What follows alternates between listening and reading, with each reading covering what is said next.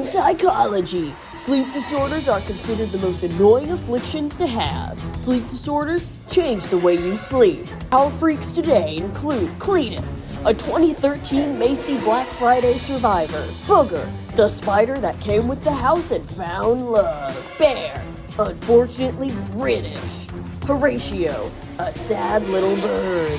And together, what will happen when the real housewives of sleep disorders live under one roof?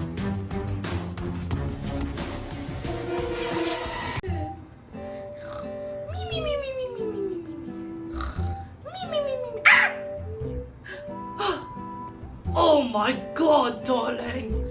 I just had a nightmare. Whew. Anyways, my name is Baron von Doofenshmirtz, but you can call me Bear.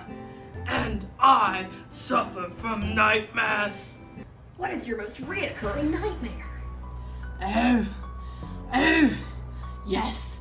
There's this one nightmare where Horatio, he makes breakfast for me. He makes me eggs. I love eggs, I do. But he makes them with peanut butter. I'm allergic to peanut butter. What are nightmares, you asked? Well, they are frightening dreams that occur in REM sleep.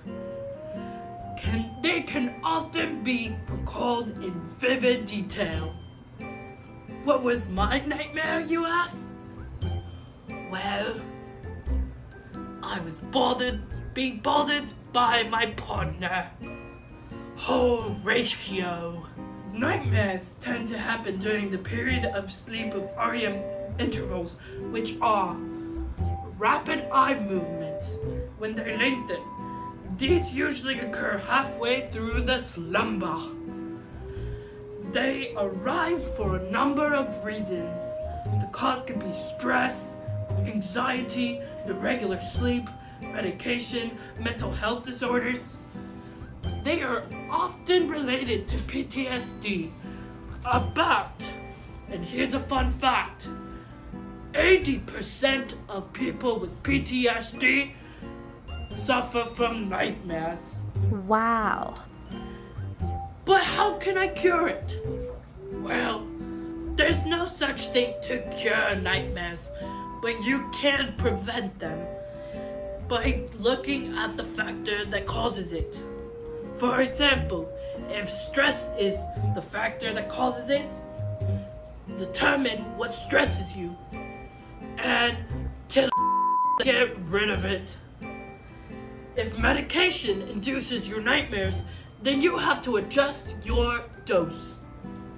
But you have to get your doctor's permission. Psychological therapy for nightmares is also used, and it's called image rehearsal therapy, or IRT. It's basically if a person has recurrent nightmares, you have the person write it down, and you have to write down a happy ending for it. And before you go to sleep, you rehearse the happy ending to it and go to sleep. Usually that helps. But is that the only sleep disorder that I have? No, unfortunately. I also have narcolepsy, which is a neurological disorder characterized by excessive daytime sleepiness, which includes lapses and into sleep and napping. Does your narcolepsy affect your relationships? A little bit, but we make it work. I mean, Booger and Cletus are very supportive. They understand, especially since they have sleep disorders of their own. Every time that I fall asleep, suddenly, when I have my sleep attacks, they're usually there to catch me. But yeah, it's not so bad when you have lovers to help you. My symptoms include excessive daytime sleepiness, sleep attacks, cataplexy, and sleep paralysis. What is cataplexy, you ask? Cataplexy is a sudden temporary muscle weakness or loss of muscular control. Symptoms of cataplexy could include the jaw dropping, the head slumping down, legs collapsing uncontrollably, blurred speech, and flash or double vision, or finding it difficult to focus. Anyways, on top of those symptoms, narcolepsy can actually cause hallucinations, memory problems, headaches, restless sleep, automatic behavior, and / or depression. Can you believe that? What causes narcolepsy is different factors, both biological and psychological, like immune system problems can cause it. Other possible triggers can be an inherited genetic fault, hormonal changes, major psychological stress, a sudden change in sleep patterns, or an infection, such as the swine flu. I got that once, kids. Wow. It's no fun. Anyways, there are still more studies to be made to confirm the triggers that actually cause narcolepsy. It's a true mystery.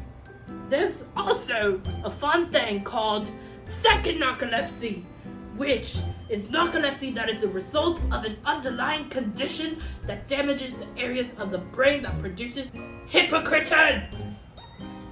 Basically, if you get hit in the head really hard by a football or something, you can develop narcolepsy.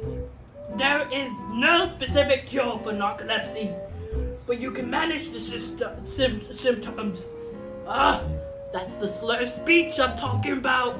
But you can manage the symptoms and minimize their impact on your daily life. You can have better sleep habits. You can also use medicine, but there isn't one that has been greatly supported by evidence. Most medicines come with side effects. Stimulants, sodium oxybate, and antidepressants have all been used in the past to relieve some of the symptoms of narcolepsy, but they all come with side effects. Anyways, now let's talk to my partners. Let's see what kind of sleep disorders they have.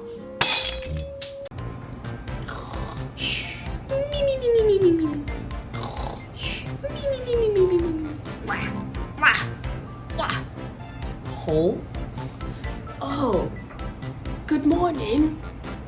I have something called REM sleep disorder. My name is Booger, by the way. Booger, like the thing that comes out of your nose. Mwah. REM sleep disorder is characterized by the brain not paralyzing the rest of the body when it's sleeping. This means that I might act out my dreams. So I might punch or kick or run away, but I'll still be asleep. It's related to somnambulism. Have you ever kicked someone during an episode of REM sleep disorder? I sure have. I kicked him with all 8 legs. I felt real bad about it, but they weren't too hurt because I'm just a little lamb. Oh, I felt so bad though. Almost gave me the fits. Most of my dreams when I walk around are unpleasant, and I might vocalize as well, like a scream, or mumbling, or full-on conversations. This is also connected to soliloquy. Most onset is gradual, and a lot of neurodegenerative brain disorders are associated with REM sleep behavior, sort of like Parkinson's or muscle system atrophy, a stroke, or even some environmental factors are being researched to determine if they influence REM sleep disorder. Some possible influencing factors are smoking, maybe a head injury, pesticide exposure, or even farming. I also have something called obstructive sleep apnea syndrome. This means that it's a serious disturbance in non-REM N3 sleep. So I might stop breathing entirely for up to 10 seconds. So I could just be snoozing away, like and then or I might have a severe decrease in breathing. Sometimes you even wake up, but most times you just get long-term brain damage over time. This is because your brain is deprived of oxygen. Many episodes of this are common for people with OSAHS. Snoring is often associated with it. This is because of the turbulence from the pharyngeal airway, also just called the airway. Patients with OSAHS are more likely to have motor vehicle crashes due to impaired vigilance, occupational injuries, also impaired vigilance, and cognitive dysfunction, and just a general lower quality of life. My life sure is spooky. Okay, I'm going back to bed. How is having a partner with insomnia like? Oh, you mean Horatio? Well, it's not the best, but I guess we make it work. He's really moody, and he barely sleeps, and I just sleep all the time, thanks to my narcolepsy. So yeah, it's pretty tough. Hello, everyone. You probably thought I was gonna be asleep. I wasn't. I have insomnia. Do you know what insomnia is? It's when you can't sleep. I can't sleep! Anyways, I also have sleep terrors. That's where I wake up screaming. Do you know what screaming is? It's whenever I scream! Oh, no, I have sleep terrors. What you just saw was a sleep terror. Usually, my partner is here to wake me up before I have the sleep terror. But he's mad at me now. Sorry, I haven't introduced myself. I'm Horatio. You may have heard of me before. My husband hates me because I'm so bad at sleeping. I can't sleep. And when I do finally sleep, whenever the insomnia finally goes away, I yell. I scream. Or at least I'm told. That's what Bear tells me all the time. It usually happens at the same time every night. I dream of nothing. I can't remember it because it's a sleep terror, so you know. You know how they say to fix it? Take a bath, they say. That's what fixed my broken family. Is there any tension in the home, or are you all supportive? Yes. There is a lot of tension in the home at the moment. They say take a bath, a warm bath. They say avoid caffeine, alcohol. I don't even like alcohol. I get a Shirley Temple every time. But yet, my dreams persist. And I continue to flail.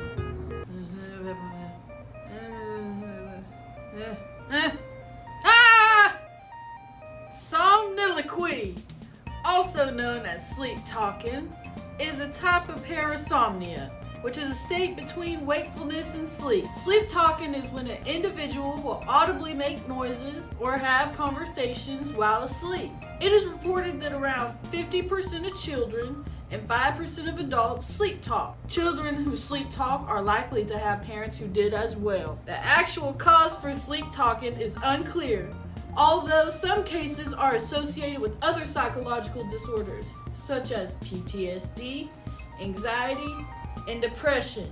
Sleep talking is something that sometimes coexists with sleepwalking, teeth grinding, and nightmares. There is no specific treatments for sleep talking, but getting better sleep, sleeping at an appropriate time, reducing noise, dark curtains, dimming the light, etc. seems to help with the symptoms. What do I think causes my sleep talking? Well, in 2013, I went to a Macy's on Black Friday and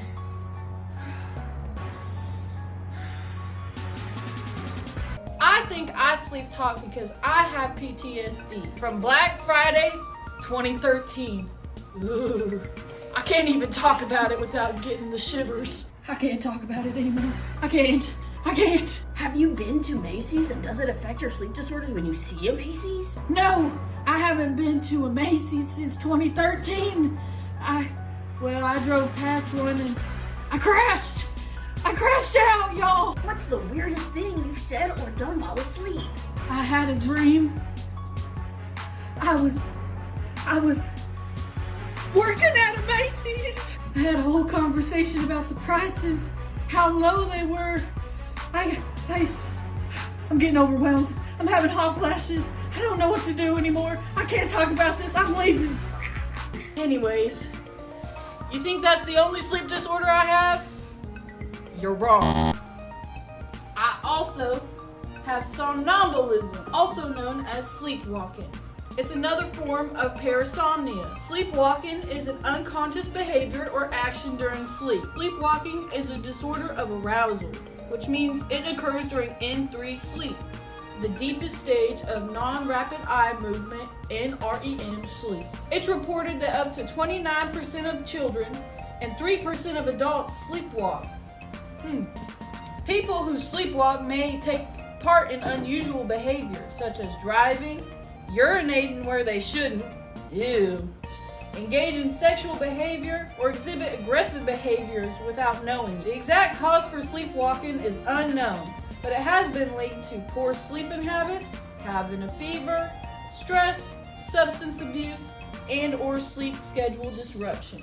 There are no medications that are specific to curing sleepwalking, but some medications such as benzodiazepines can assist in slowing down the activity in the nervous system, causing a reduce in sleepwalking episodes.